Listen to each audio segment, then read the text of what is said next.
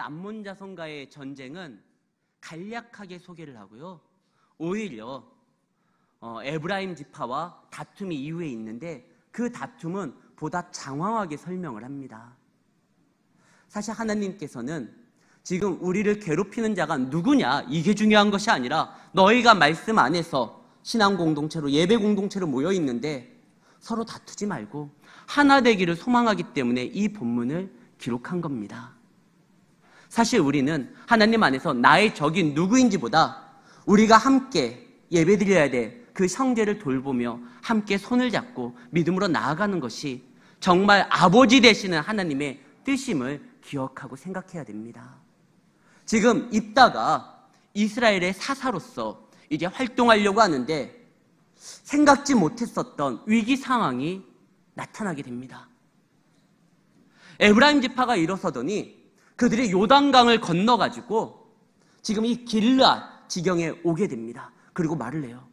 왜 우리가 너희들의 형제인데 너희들의 형님뻘인데 왜 암몬과 전쟁할 때 우리를 부르지 않았냐? 어떻게 그렇게 행동했느냐? 그냥 이것은 하나님의 거룩한 전쟁에 참여하지 못한 서운함과 섭섭한 하나님의 의로운 전쟁에 참석하지 못했었던 그런 울분이 아니에요. 그들의 진짜 목적은 지금 입다가 꼴보기 싫다는 겁니다. 왜 그러냐면 그들의 말이 이래요. 오늘 읽었었던 그 본문의 1절에 보면은요. 왜 암몬 자손과 싸우러 갈 때에 어찌하여 우리를 불러 너와 함께 가게 하지 아니하였느냐? 우리가 반드시 너와 내 집을 불사르리라. 지금 왜 왔냐면은요. 야, 좀 서운했어 그때. 우리도 같은 형제인데 너희들이 하나님의 역사를 이루어할 때 우리에도 좀 이렇게 동참시키는 그랬으면 좋았을걸. 왜 그때 안 그랬어? 나 솔직히 좀 서운했다. 이게 아니에요. 너 그때 안 그랬으니 반드시 너와 내 집을 불살라 죽이겠다. 지금 싸우자고 온 거예요. 왜 그러냐면 지금 에브라임이 보기에 길르앗은요 촌놈들이에요. 지금 에브라임은 나름대로 그 이름에 걸맞게 큰 족속을 형성하고 있습니다. 에브라임은 그 이름의 뜻이 창성이에요. 번영한다는 거예요. 정말 그가 번영하게 됩니다. 우리가 잘 아는 그 찬양 있잖아요. 너는 단장 넘어 하는 그런 거 있잖아요. 가지에 그게 바로 야곱이요. 자식들을 축복할 때 에브라임에게 축복했던 그 내용이에요. 에브라임은 담장 넘어 뻗어가지고요. 번창하고 창성할 거라는 거예요. 근데 그 길르앗은요. 어느 지파가 모여 있느냐? 바로 갓지파와 므낫세 지파가 같이 형성되어 가지고 이 길르앗 거민이에요. 그러니까 지금 요셉 지파라고 하는 데가 있거든요. 원래 이스라엘이 모두 몇 지파죠? 땅을 분배받은 지파가 12지파, 그리고 분배받지 않았었던 레위 지파가 있어요. 근데 그 레위 지파를 빼고도 12지파가 된 것은 요셉이 빠지고 요셉의 두 아들 에브라임과 므낫세가 들어간 겁니다. 그래서 다른 형제들은 그 아버지가 뿌리가 야곱이지만 에브라임과 므낫세만큼은 요셉이에요. 그리고 다른 지파들은 다 배다른 형제지만 이 요셉 지파는 엄마도 같고 아빠도 같아요. 그래서 다른 지파보다 더 끈끈하게 맺어져 있는 것이 요셉 지파예요. 에브라임과 므낫세예요. 근데 특히 누가 먼저 태어났느냐? 므낫세가 먼저 태어나요. 그러나 하나님께서 이 므낫세 말고 장자의 축복을 에브라임에게 줬어요. 그래서 에브라임은 출생의 비밀로 따진다고 하면 자기가 더 미치지만 하나님께서 영적인 축복을 주어가지고 장자지파로서 이렇게 활동을 하고 크게 번영을 했습니다. 그러다 보니까 므낫세를 깔봐요. 길르앗 거민? 우리가 깔보는 므낫세의 그 지파 사람들로 구성되어 있는 녀석들. 실제로 이 본문에서 뭐라고 되어 있죠? 4절에 보면은 본래 에브라임에서 도망한 자로서 에브라임과 므낫세 중에 있다. 길르앗 사람들을 그렇게 무시했어요. 우리 가운데 도망자들이 모여가지고 형성한 놈들이고 우리 형제들 중에 좀 덜 떨어졌기 때문에 장자의 축복을 빼앗긴 그 므낫세 지파 사람들로 이루어진 그 족속이니까 한참 깔봤습니다. 그러나 그거 아십니까? 하나님께서 장자의 축복을 준 건 책임을 감당하라는 거예요. 원래 이스라엘의 12지파의 출생으로 따지면 제1되는 지파가 루벤입니다. 루벤이 첫째예요. 그러나 장자의 축복은 누가 받았죠? 유다 지파예요. 영적인 장자로서 그 축복을 받은 지파가 유다 지파입니다. 그래서 예수님이 유다 지파에서 나오는 거예요. 그리고 유다 지파가 언제나 영적 장자로서 그가 일어날 때 이스라엘이 견고했었고 하나님 안에서 강성했어요. 누가 과연 우리 지파 중에 누가 과연 먼저 나가서 싸울 것이냐? 사사시대 때 그랬을 때 제일 먼저 손들고 나선 것이 바로 유다 지파입니다. 우리가 먼저 싸우겠다. 유다 지파가 장자로서 그 역할을 감당하고 앞장서서 책임을 졌을 때 이스라엘은 괜찮았어요.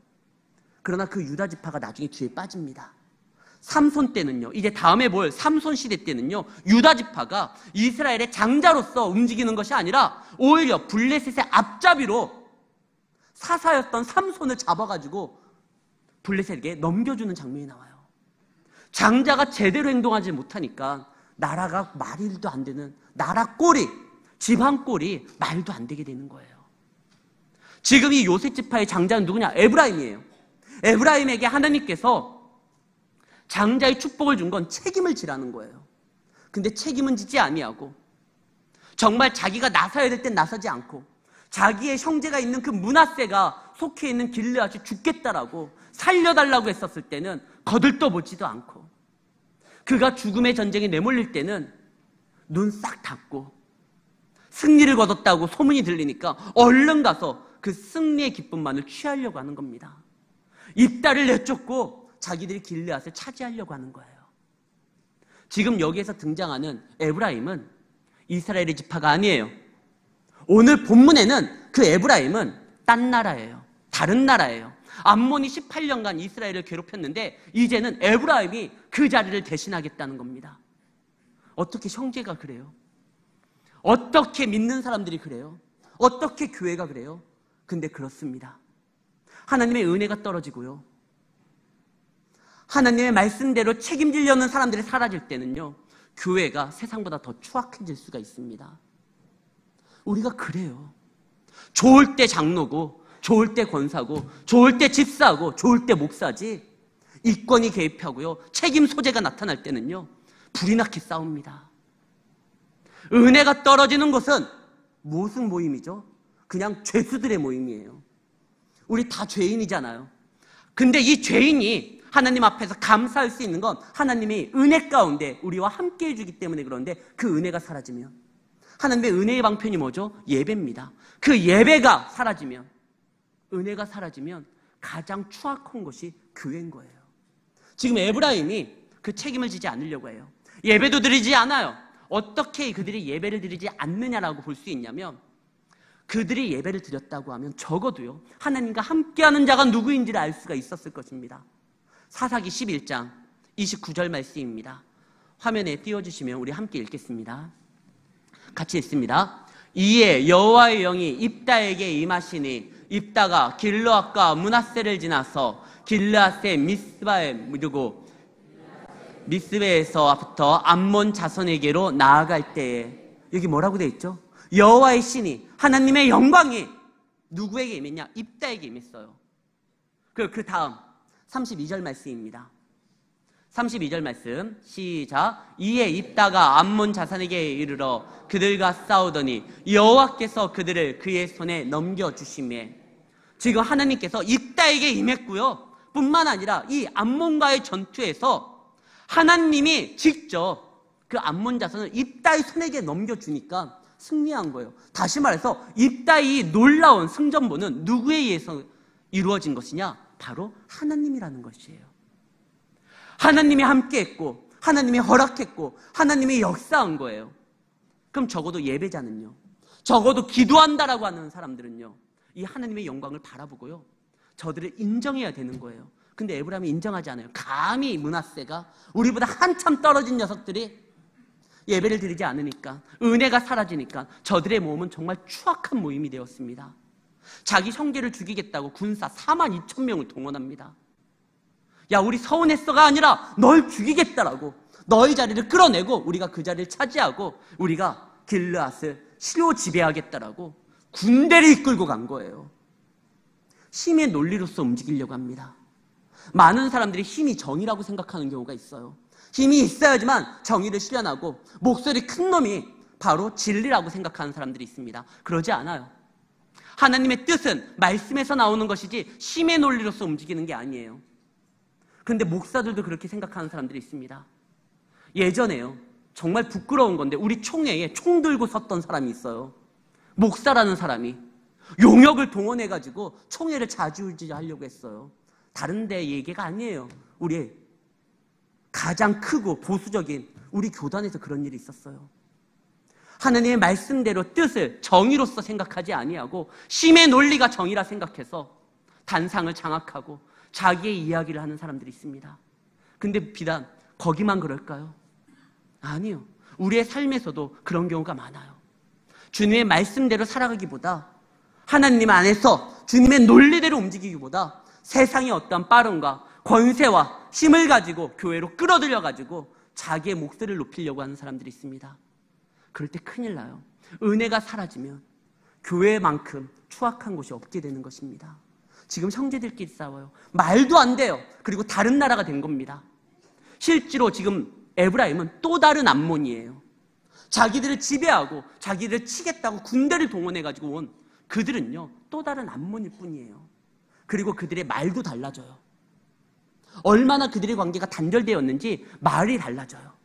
오늘 우리가 읽었었던 그 6절의 말씀에 보면은 그들을 어떻게 구분하면 생긴 건 똑같거든요. 생긴 건 같지만 그들이 그동안 단절된 삶으로 인해서 언어가 좀 달라진 거예요. 발음을 못해요. 시뿔렛이라고 해봐라.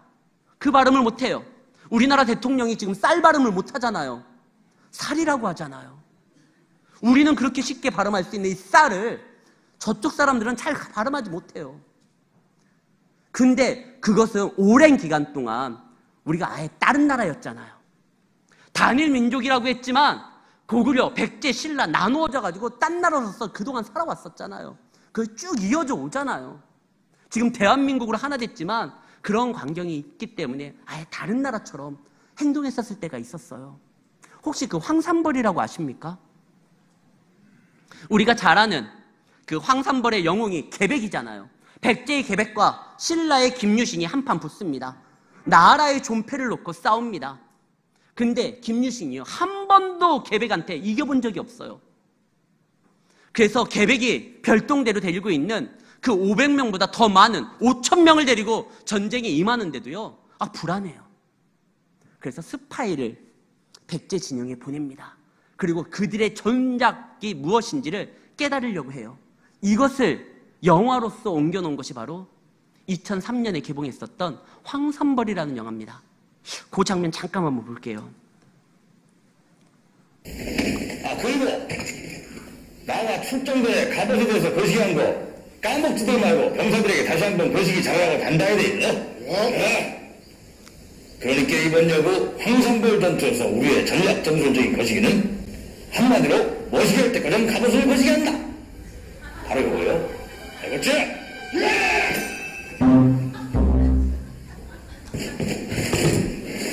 그래, 뭐좀 던진나? 개백이가 하는 말 싸그리 다 들었습니다. 우리가 카톡을 개백이가 나가 출정 전에 갑옷에 대해 거시기 온 거 기억들 하고 있겠지? 까먹지들 말고 병사들에게 거시기 잘 하라고 단단히 드릴러 그렇습니다. 그런 기저씨 쪽은 이 작전에서 노력하는 그것도 들었습니다. 개백이가 근데 이번 여구 황산벌 전투에서 우리의 전략 전술적인 거시기는 한마디로 머시기 할 때까지 갑옷을 거시기 한다. 그렇습니다. 씨발 도대체 먹고 거시기 거시기. 야, 아마 하덕관, 니가 풀어봐라.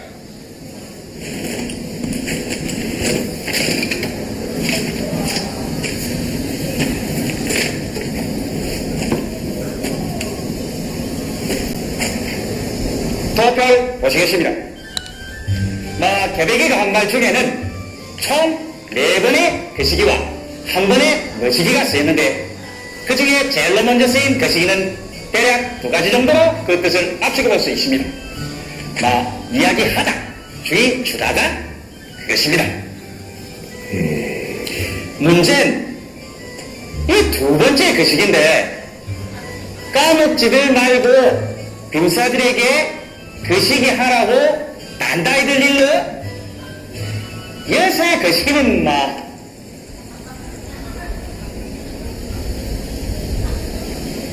이건 잘 모르겠습니다. 그러나 아니, 더. 그건 나중에 하고 작전을 풀어보더라. 또 보시겠습니다. 이번 그 황산벌 전투에서 우리의 전략 전술적인 거시기는 에서의 거시기는 우리의 작전은 이란 뜻으로 쉽게 해석이 되면 잘한다. 한마디로 무시기 할 때까지 갑옷을 거시기한다. 에서의 무시기와 거시기는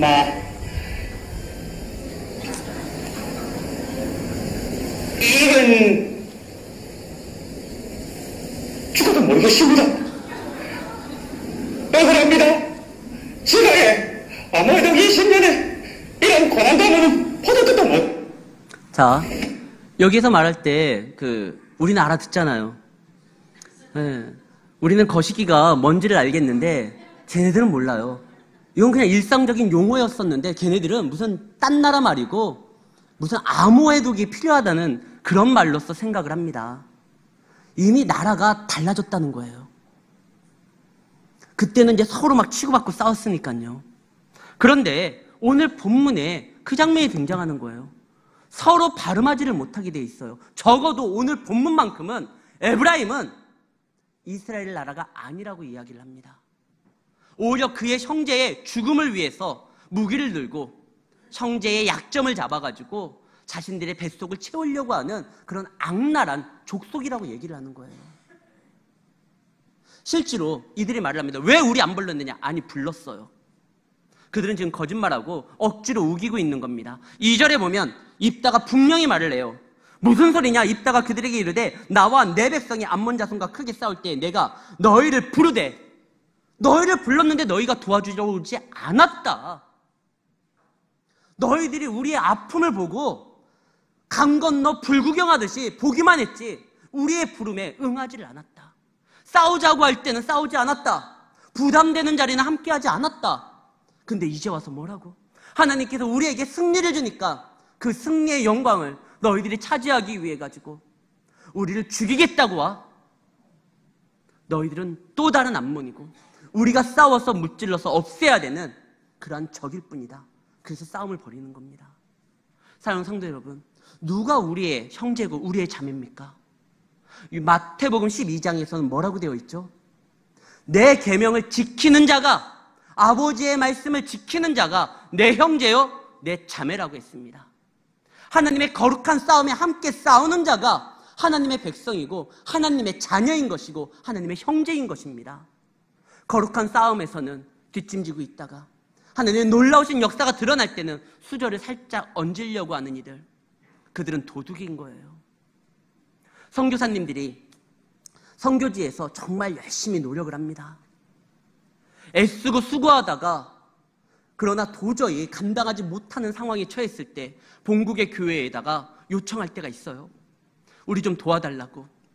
근데 그 선교사의 외침에 반응하지 아니하고 있다가 그 선교사가 열심히 노력을 해가지고 하나님의 놀라우신 부흥의 역사로 인하여 거기에서 실패할 줄 알았는데 실패하지 아니하고 놀라운 성공을 이룹니다. 그러니까 그때서야 그 교회가 우리가 후원하겠다고 그러면서 자기의 이름을 선전하고 교회의 어떠한 자랑으로서 나타내기 위해서 그렇게 행동하는 교회가요 실제로 있어요. 그런데 이러한 모습들이요 우리에게 가끔가다 나타나는 것이 문제예요. 싸울 때는 싸우지 아니하고 영광만, 열매만 받아먹으려고 하는 거, 이거 안 되는 거예요. 지금 에브라임이 못한 거 므낫세가 해냈습니다. 그의 무시당했었던 그 형제가, 그 천덕꾸리 같았던 므낫세가요 우리에게 도망쳐 나온 것 같이 헤매고 다녔던 그 므낫세가요 갓지파와 함께 길르앗 거민을 만든 다음에 암몬과의 전투에서 이겼습니다. 자기들이 못한 걸 해냈으면 부끄러워할 줄 알고 축하를 해줘야 되는데 그 열매를 자기가 따먹겠다는 거예요. 그리고 전투를 벌이는 거예요. 그게 얼마만큼 그들이 심각한 상태냐? 이미 말이 단절이 된 겁니다. 발음을 못한다라는 거, 우리가 아까 봤었던 그 황산벌은요, 벌써 수많은 시간 동안 서로 다른 나라처럼 싸워왔기 때문에 그렇게 말이 바뀐 거예요. 그런데 지금 이스라엘 백성들은요, 그들이 언제서부터 이렇게 딴 나라처럼 살아갔다고? 아니에요. 그들은 함께 했었고 언제나 말에 있어서 이렇게 혼동되거나 어려움이 없도록 하나님께서 안전장치를 하나 줬어요. 그것이 뭐냐? 절기입니다. 그들은 절기 때마다 모여야 돼요. 아무리 각 지파에서 거기에서 살아간다 할지라도 하나님께서 제정하셨던 그 절기 때, 예배 때는요 같이 모여가지고 함께 예배를 드려야 됩니다. 근데 그들이요 모이지를 않은 거예요. 정말 그들에게 가장 큰 문제는 예배의 단절입니다. 우리가 각자 성향이 다르고 출신도 다르고 지금 하고 있는 일도 다르지만 우리가 왜 주님 안에서 하나가 될 수 있느냐? 우리가 예배 공동체로 주님 앞에 나와 있기 때문에 우리가 현재 자매라고 이야기를 하는 거예요. 그거 아니면은 소용이 없습니다. 하나님께서는 같은 핏줄을 가지고 있는 그 이스라엘 백성들, 그러나 그들의 욕심대로 치달을 때 다른 나라처럼 행동할까봐 하나님은 절기 때 무조건 모이라고 했습니다. 근데 그들이 모이지를 않는 거예요. 예배를 드리지 않는 거예요. 그러니까 하나님의 함께하는 자도 몰라볼 뿐만 아니라 그들의 언어가 단절이 돼가지고 서로 발음하지를 못하게 되는 겁니다. 우리는 모이기에 힘써야 될 뿐만 아니라 어떤 때 모이느냐? 예배로서 모여야 되는 것이에요. 그래서 하나님께서는 다른 걸 중요하게 생각하지 않아요. 우리의 모임이 무슨 모임이죠? 다른 게 아니잖아요. 예배 공동체 아닙니까? 그 안에서 하나님의 은혜와 축복을 받는 거예요. 아까 이야기했었던 이 에브라임은요, 책임지려고 하지 않았어요. 자기 형제의 아픔을 돌아보려고 하지 않았어요. 왜? 내 코가 석자니까. 내가 바쁘니까. 나를 위해서 살아가기도 바쁜데 무슨 형제의 아픔까지 돌아봐야 되느냐? 근데 그거 아십니까? 형제의 아픔을 돌아보고 책임 있는 행동을 할 때 하나님의 은혜가 그들과 함께한다라는 것이에요. 예수님께서 언제서부터 하나님의 놀라우신 역사가 그가 충만함으로 인하여 흘러나가기 시작했죠? 공생애를 시작할 때서부터입니다. 가나 첫 기적을 일으켰을 때요, 가나에서. 그때 예수님이 공생애를 시작하고 제자들과 함께 했었을 때 그때 기적이 일어났어요. 하나님의 놀라우신 역사는 책임있게 예수님은요 우리의 구원을 책임지려고 십자가상으로 나아갑니다. 그 과정에서 예수님은요 은혜가 흘러 넘쳤어요. 그러니까 오죽하면 혈루병 앓던 그 여인이요 예수님의 옷자락을 만졌기만 해도 그 병이 나았어요. 왜 그러냐? 하나님의 은혜가 예수님 안에서는 그 능력이 충만하게 채워져서 지금 담아놓을 수 없고 막 흘러내리는 거예요. 책임일 때 하나님께서 은혜를 줍니다. 책임질 때 하나님께서 보호해 주는 것입니다. 근데 에브라임은 그걸 몰라요. 왜 모르는지 답답해요. 책임지려 하지 아니하고 오히려 형제의 것을 빼앗으려고만 하니까 딴 나라처럼 오히려 하나님의 백성이 싸워야 될 적의 모습이 본인의 모습이 된 거예요. 그래서 그들이 이제 하나님 안에서 크게 패망을 하게 됩니다. 근데 여기에서 우리가 알아야 될 것이 하나 있습니다. 지금 에브라임이요 넘어서는 안 되는 곳을 넘었어요. 이스라엘 백성들이 서로 왕래하는 거는 괜찮아요. 그러나 형제를 죽고 그의 분깃을 빼앗기 위해서 요단강을 건너서 길르앗 땅에 거하는 것은요 그건 해서는 안 되는 짓이에요. 하나님께서 분명히 각자에게 주신 어떤 은사와 영역과 사역의 그 부분들이 있어요. 아무리 내가 할 수 있다 생각해도 그 사람 걸 빼앗으면 안 되는 겁니다. 우리가 알고 있는 열왕기상 21장에 등장하는 나봇이라는 사람이 하나 나옵니다. 그 사람이요 아합 왕의 요청을 거절해요. 무엇을 거절하냐? 아합 왕이 이런 말을 해요. 야, 내가 보니까 네 밭이 내 왕궁 옆에 있으니까 내가 거기에다가 이제 나물도 좀 심고 텃밭도 좀 가꾸고 그러고 싶으니까 그거 내놔라. 왕이 말합니다. 농사 짓는 게 쉬운 게 아니에요. 농사는요 정말 어려워요. 요즘에는 농기구가 많이 발달이 돼 있으니까 그나마 좀 할만한데 예전에는요 손수 다 해야 되는 거예요. 나봇은 포도원 농부였습니다. 떼양볕에 나아가가지고 그 농사를 져야 되는데 왕이요 야 그거 나한테 줘. 그냥 달라고 하지 않아요. 이 아합이라는 왕이 배포가 좀 있어요. 시세보다 높게 쳐줄게. 뿐만 아니라 이 땅보다 더 좋은 땅을 내가 줄게. 그러니까 그거 놔줘. 농사 짓기가 힘들었던 마당에 지금 왕이 제안을 하니까 아유, 그러면 왕의 뜻대로 하십시오. 그럴 수도 있잖아요. 지금이 21세기지만 그때 당시에 고대 근동 아시아 때는 왕의 말이 곧 정입니다. 법입니다. 근데 나보시오. 거기에서 거절을 해요. 왕이 안 됩니다. 왜? 하나님께서 나에게 준, 각자에게 준 그 소유를 다른 사람에게 넘기지 말라고 했습니다. 아무리 왕이지만 저의 참된 주이신 하나님께서 그걸 금했습니다. 아니, 나보시라고 좋은 차 타고 싶지 않아요? 좋은 집에서 살고 싶지 않아요? 왕이 시세보다 크게 써주면 그걸 가지고 어떻게 살아갈 수 있을 텐데 하나님이 금했다고 거절합니다. 그 결과 나보시오, 순교하게 돼요. 근데 그 순교가 헛되지 아니하고 하나님의 말씀대로 지키려고 했었던 그 죽음은 오히려 아합의 정권을 무너뜨리는, 한 나라를 무너뜨리고 새로운 나라를 이룩하게 되는 어떠한 시발점이 되었습니다. 성도의 죽음은요, 의인의 죽음은 헛되지 않아요. 반드시 그 죽음은 역사를 나타내게 됩니다. 어쨌든 지금 나봇은요, 지게표를 하나님께서 허락하여 주신 동선을, 자기에게 주는 할당량을 함부로 바꿀 수 없다고, 그래서 거절했거든요. 그럼 그걸 존중해야 되는 거예요. 근데 에브라임은요, 길르앗 땅 그것을 갖겠다고 자기들의 지파의 그 사람들을 모아가지고 강을 건너서 빼앗으려고 합니다. 정말 나쁜 짓 한 거예요. 도둑질하는 거예요. 그래서 하나님이 지금 입다를 통해서 칩니다. 근데 입다가 왜 이렇게 세게 나왔을까? 예전에 이 장면 어디에서 본 것 같지 않아요? 기드온이 승리했을 때, 미디안 군사들을 무찔렀을 때, 그때도 에브라임 지파가 이런 시비를 걸어요. 왜 우리를 안 불렀냐고. 그때 기드온이 뭐라고 하냐면, 아이, 너희들의 끝물 포도가 우리 집안의 만물 포도보다 낫다. 너희들이 마지막에 참여해가지고 세나야 살문나를 죽였는데 이 두 방백을 죽인 것이 내가 이룬 성과보다 더 큰 거다 하면서 기드온은요, 오히려 그들을 상처받지 않도록 막 얘기하면서 띄워줘가지고 전쟁하지 않고 넘어갔어요. 근데 왜 입다는요? 입다는 싸워요. 왜 싸우는지 아십니까? 기드온 때와 지금 전혀 달라요. 기드온 때는 적어도 에브라임 지파가 싸웠어요. 에브라임 지파가 함께 싸워가지고 마지막에 싸웠지만 어쨌든 정과를 이루었어요. 그러나 지금 에브라임 지파는 싸우지도 않았어요. 오히려 자기들과 싸우겠다고 군사를 일으킨 겁니다. 그리고 그때는요, 기드온 때는 아직 쳐서 없애야 될 방백들이 남아있어요. 전쟁이 끝나지 않았어요. 그래서 다툴 시간이 없어요. 막 나가야 되기 때문에 기드온이 싸우려고 하지 않았습니다. 그러나 입다는요, 전쟁 끝나고 2달이 지났어요. 그 2달 동안 무슨 일이 있었냐? 무남동녀 자기 딸까지 죽었어요. 그래서 슬퍼가지고 지금 어쩔 줄 모르고 있는데 에브라임이 와가지고요, 군대를 데리고 와가지고 너와 네 집을 불살르겠다고 막 협박을 하니까 입다가 이제 못 참겠는 거예요. 그래서 칩니다. 근데 입다는요, 정말 믿음의 사람이에요.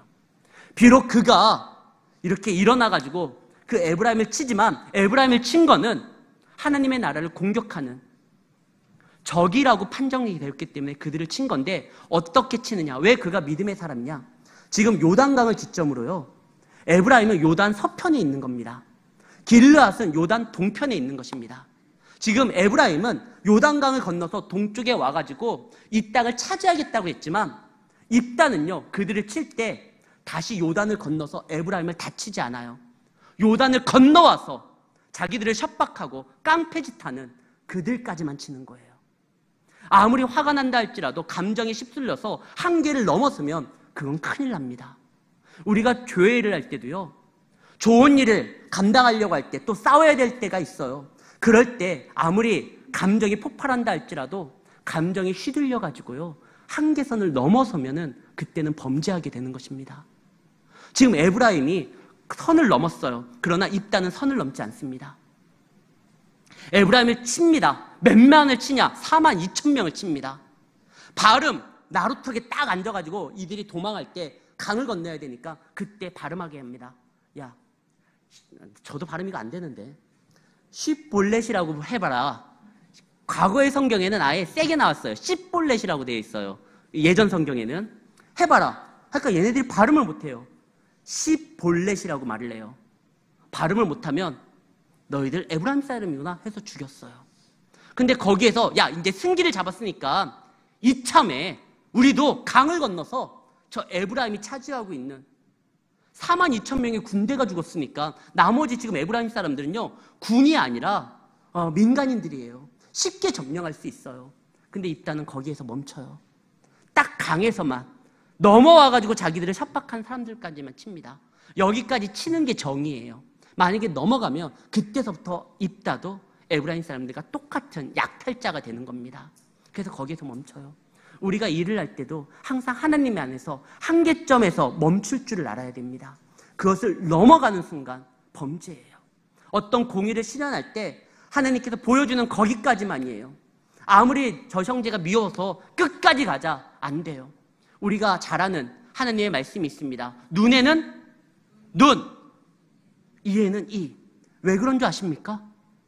아니 하나님이 사랑이라면 왜 눈에는 눈을 또 갚으라고 하냐? 우리 솔직히 말해봐요. 누가 나의 눈을 건들면요 우리 눈만 건듭니까? 아작을 내야 되잖아요. 누가 나의 팔을 하나 꺾으면 팔 하나만 꺾습니까? 그냥 다시는 그런 짓 못하도록 손을 봐줘야 되잖아요. 하나님이 우리의 그것을 알아요. 그러니까 눈을 건드렸으면 너 눈만까지만 해. 더 이상 건들지 마. 더 이상 건들면 그건 너도 죄야. 하나님께서 한계를 정해준 게 있어요. 그 한계를 넘는 순간 우리는 죄 가운데로 나아갑니다. 에덴 동산에서도 선악과를 따먹지 말라 한계를 지어준 거예요. 그거를 따먹고 나가려고 하다 보니까 죄가 들어온 거 아닙니까? 입다는 거기에서 멈췄어요. 그래서 입다가 믿음의 사람이라는 거예요. 그래서 나중에 히브리서에서는 믿음의 조상으로서 입다의 이름이 거론이 되게 됩니다. 사랑하는 성도 여러분, 우리의 모임은 예배 가운데 은혜가 충만해야 됩니다. 이 은혜가 사라지면 여기 있는 이 자리가 지옥이에요. 너무나 불편한 거예요.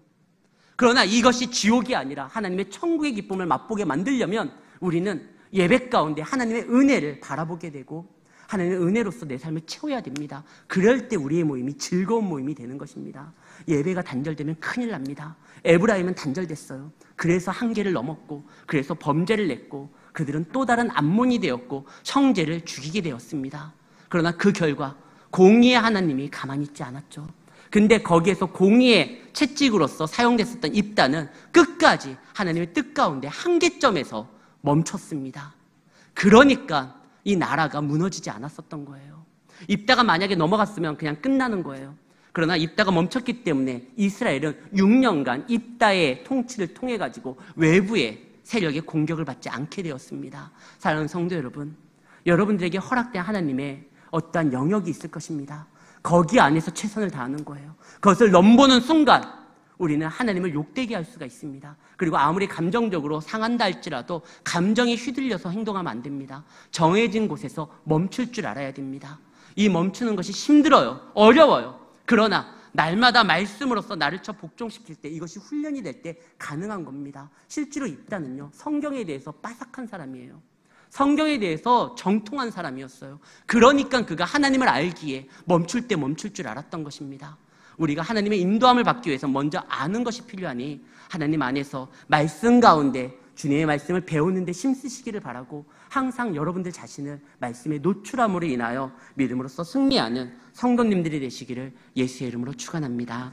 하나님 아버지 감사합니다. 우리로 하여금 주님의 말씀을 듣게 하시고 주님의 뜻을 따라 행동할 수 있는 용기를 허락하여 주시옵소서. 형제의 아픔을 외면하지 말게 하여 주시고 형제의 고통을 아버지 하나님 안에서 나 몰라라 하는 것이 아니라 나의 아픔이라 생각하고 책임 있는 위치에서 자리에서 아버지 하나님 그것을 감당할 때 책임지려고 하는 자에게 나타나는 놀라운 하나님의 능력이 내 삶 가운데 채워짐을 경험하게 하여 주시고 아버지 하나님 안에서 나에게 주신 허락된 것에 감사하며 아버지 하나님 안에서 믿음으로 전진해 나아갈 수 있는 이 자리에 있는 모든 주님의 백성들 되게 하시고 아버지의 자랑이 되어줄 수 있도록 역사하여 주시옵소서. 감정에 휘둘려가지고 행동하는 이들이 아니라 주님의 말씀에 의하여 반응하고 행동할 수 있는 믿음의 용사들이 우리 광주 평강교회 모든 성도들이 되어줄 수 있도록 이끌어 주실 길을 간절히 바라며 사랑 많으신 우리 구주 예수님 이름으로 기도드립니다. 아멘.